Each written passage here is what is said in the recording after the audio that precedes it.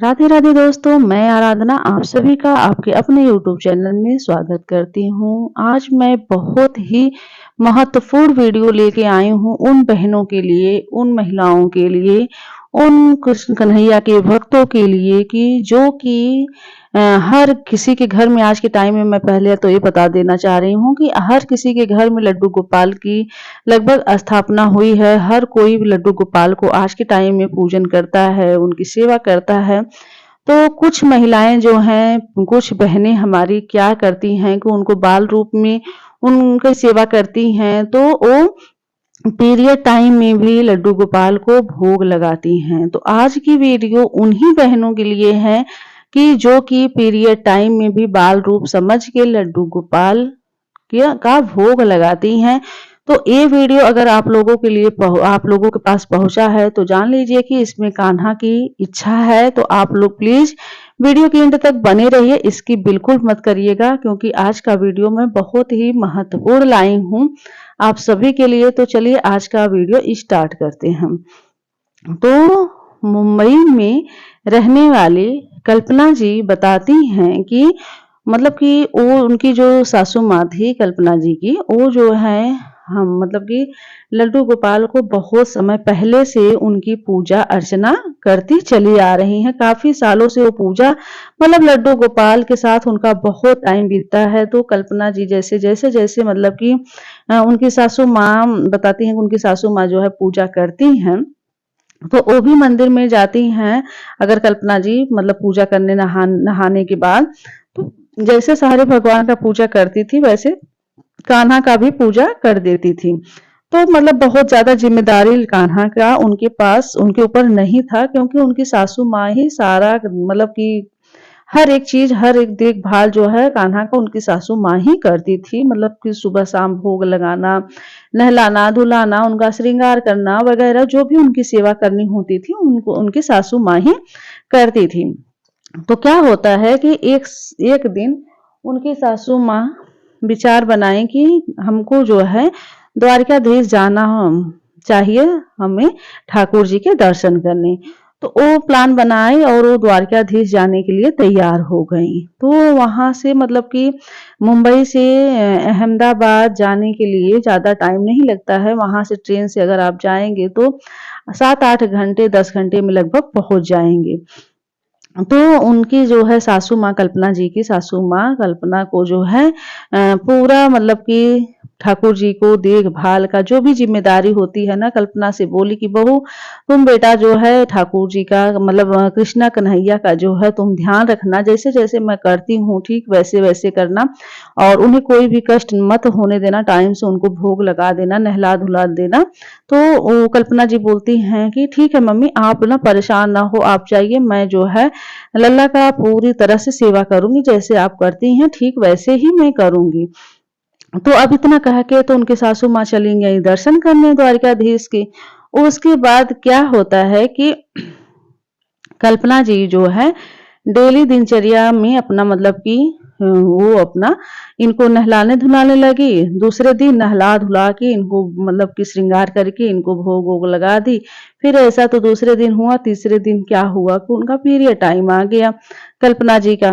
तो उसी period time में वो मतलब बाल रूप में इनकी सेवा कर रही थी। घर में कोई तो था नहीं कि मतलब कि और किसी से वो नहलाए धुलाए कि क्या करें।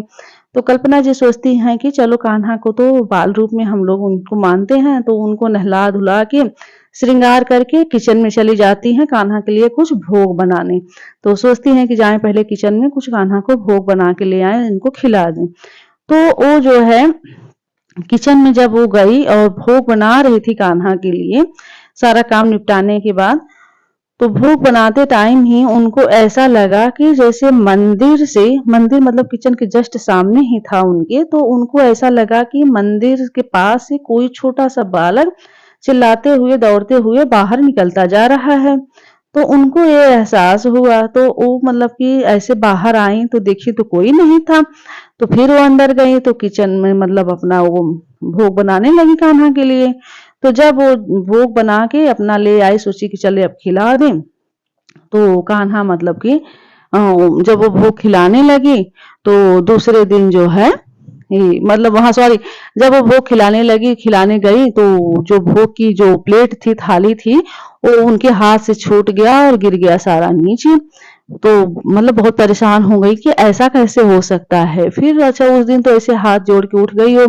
फिर दूसरे दिन यही हाल हुआ तो दूसरे दिन भी मतलब वो भोग बना ही रही थी, उनका मतलब कि सारा जो है बर्तन और मंदिर का सारा सामान अपने आप ही गिर रहा था। तो वो बहुत परेशान हो गई। वो सोची कि आखिर ऐसा हो क्यों रहा है, क्यों ऐसा हो रहा है, मुझे समझ में नहीं आ रहा है।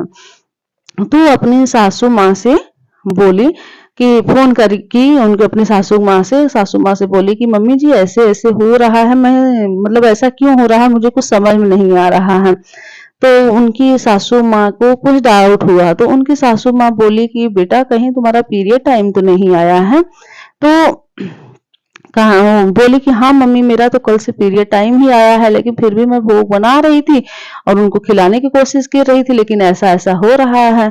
तो उनकी सासू माँ को एक सेकंड भी नहीं लगा, वो तुरंत समझ गई कि बस मतलब कि कान्हा की ही मतलब कि ये सब कार्यवाही है, वो यही कर रहे हैं, वो भोग ग्रहण नहीं करना चाह रहे हैं, इसलिए वो ऐसा सब कुछ कर रहे हैं। तो वो अपनी बहू को समझाई कि अरे बेटा चाहे कितना भी हो है तो ईश्वर ही उनको मतलब कि ना तुम अब इस टाइम में मत कुछ भोग लगाओ, उनको मत टच करो, तुम बेटे से बोल दिया करो वो नहला धुला के मतलब ऑफिस जाने से पहले ही और मतलब कि भोग लगा दिया करे, किसी भी चीज से नहीं कुछ है तो दूध दही का ही भोग लगा दिया करे।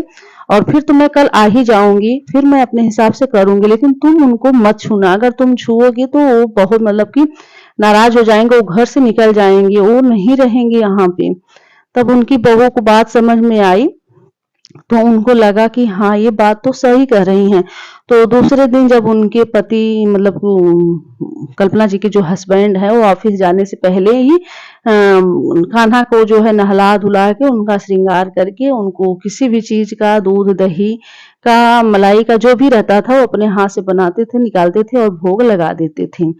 तो सब कुछ सही होता गया। तो उनकी सासू माँ जब आई तो उसके बाद जो है वो अपना फिर से पूजा पाठ वैसे करने लगी, तो सब कुछ ठीक ठाक चलता रहा। तो दोस्तों आज मैं ये वीडियो आप लोगों के साथ इसलिए शेयर कर रही हूँ, मेरा मेन उद्देश्य यही है कि अगर जो भी बहनें जो भी मतलब कि महिलाएं पीरियड टाइम में भी कान्हा को भोग लगाती हूँ, कान्हा को मतलब कि खिलाती हूँ, उनके लिए खाना बनाती हूँ, भोजन बनाती हूँ भोग के लिए, तो प्लीज आप लोग ऐसा मत करिएगा, क्योंकि चाहे हम कितना भी उनको बाल रूप में अपने माने, लेकिन वो हैं तो ईश्वर ही हैं, तो भगवान ही, तो उनको साफ सफाई उतनी ही वर्जित है जितना मतलब कि होना चाहिए, जितना और भगवान के लिए हम लोग करते हैं। तो आप भी इस बात का ध्यान रखिए। अगर आपके पास ये वीडियो पहुंचा है तो जान लीजिए कि इसमें कान्हा की ही मर्जी है, वो आपके पास ये वीडियो जानबूझ के मतलब कि पहुंचाए हैं। तो आप लोग ये गलती मत करिएगा। और कान्हा तो बाल रूप है, आप लोग उनकी इसी तरह से सेवा करते रहिए, मतलब कि जितना ज्यादा हो सके आप लोग सेवा करिए, सब कुछ मतलब उनको खिलाइए, घुमाइए, टहलाइए, उनके साथ खेलिए, बातें करिए, सब कुछ करिए, बट सफाई का उतना ही ध्यान रखिए कि मतलब बहुत लोग हैं अपने बेडरूम में लेके सो जाते हैं, बहुत लोग हैं अपने बेड पे लेके उनको खेलते हैं उनके साथ। तो आप लोग प्लीज ऐसा मत करिएगा, मतलब कि बहुत इन सब चीजों से थोड़ा सा ध्यान रखिएगा। तो दोस्तों मेरा मेन उद्देश्य यही था वीडियो आप लोगों के साथ शेयर करने का, कि आप लोग बस इन बातों पे ध्यान रखिएगा। तो आशा करती हूँ कि ये वीडियो आप लोगों को अच्छी लगी होगी, तो प्लीज अगर अच्छी लगी हो तो वीडियो को एक लाइक और अपने फ्रेंड्स फैमिली में शेयर तो जरूर कर दीजिएगा, क्योंकि मतलब कि शायद उनसे भी ये गलती ना हो, इसलिए आप उनके पास ये वीडियो शेयर जरूर कर दीजिएगा। तो दोस्तों अगर आप लोग चैनल को सब्सक्राइब नहीं किए हैं तो प्लीज चैनल को भी सब्सक्राइब कर लीजिए, ताकि ऐसे ही भक्ति भाव से संबंधित कहानियां आप लोगों को, सच्ची घटना पे आधारित कहानियां आप लोगों को मिलती रहे और आप लोग को अच्छी अच्छी जानकारी भी मिलती रहेगी, अच्छी अच्छी स्टोरी भी हिंदी मतलब भक्ति भाव से मिलती रहेगी। तो चलिए दोस्तों आज के लिए इजाजत चाहती हूँ, मिलती हूँ किसी ऐसे ही भक्ति स्टोरी के साथ, सच्ची घटना से आधारित कहानी के साथ। तब तक के लिए राधे राधे, जय श्री कृष्णा, हर हर महादेव।